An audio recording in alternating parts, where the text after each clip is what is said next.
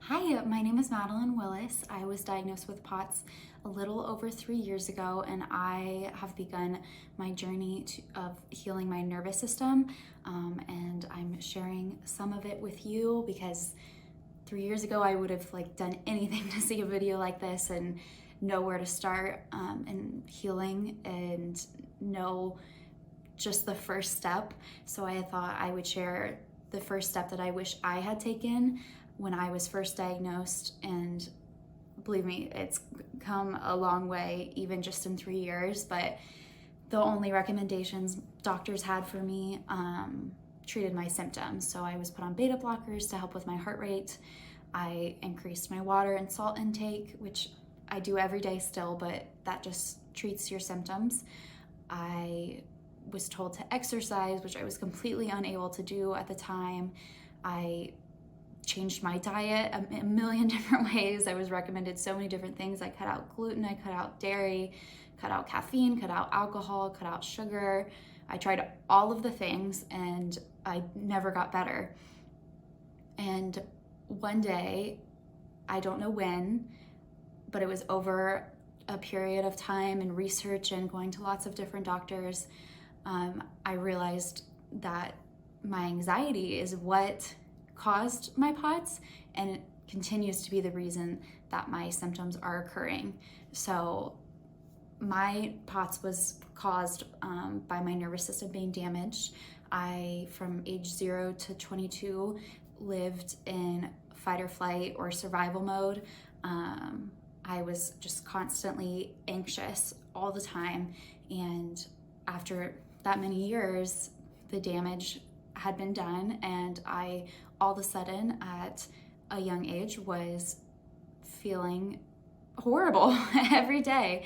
All of the POTS symptoms set in, which sucked, honestly. It was horrible. And then to go from not even knowing what's happening to having a name for it and doctors only giving me ways to help my symptoms, I was discouraged and depressed and honestly angry for a really long time.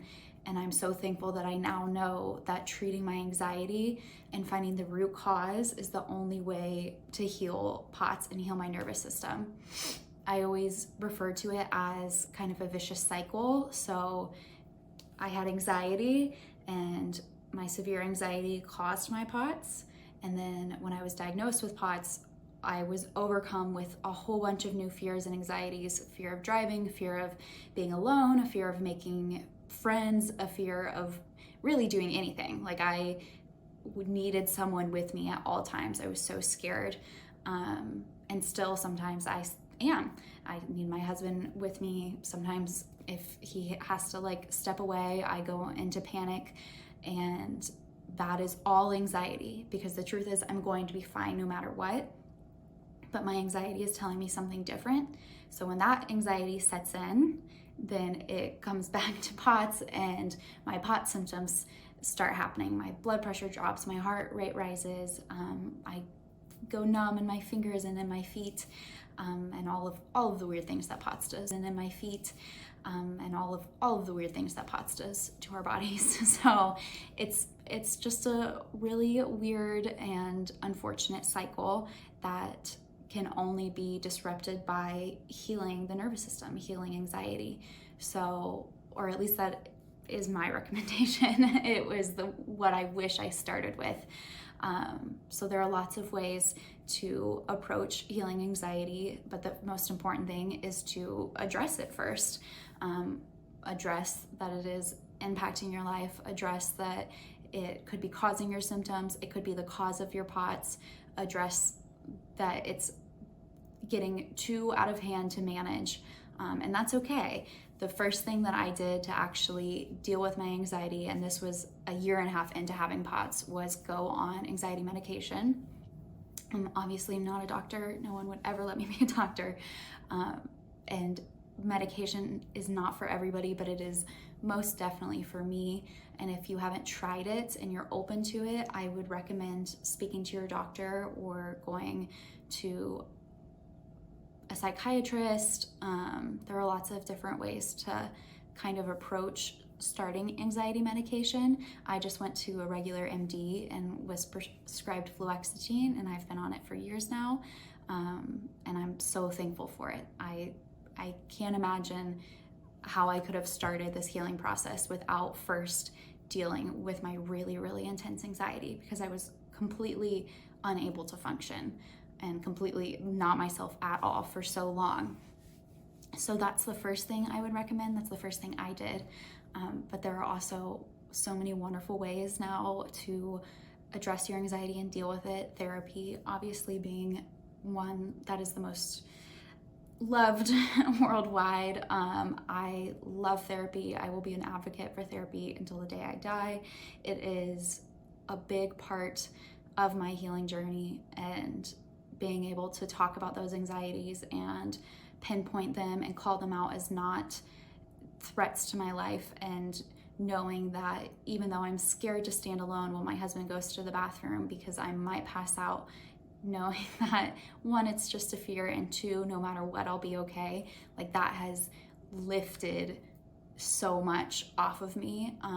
And I, over the last 6-7 months, have been able to drive far away by myself, which I didn't do for over a year.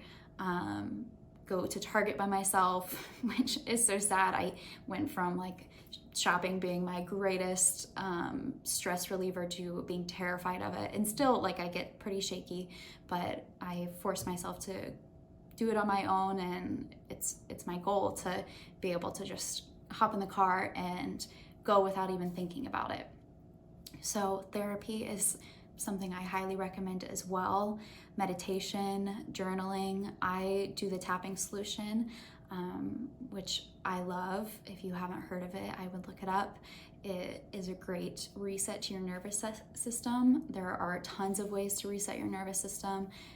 Not every way works for everyone. Definitely have not found that every little trick works for me, but there are a few that I keep in my back pocket for times when I'm just super overwhelmed, and the tapping solution is one of those. But everyone has a way to heal from their anxiety. It looks different for every single person, but the most important thing in starting this journey for healing POTS is to address the anxiety first. It's so important, and I wish I knew that 3 years ago. So I will list everything below that I do to address my anxiety in case that helps, but there are tons and tons of awesome resources out there.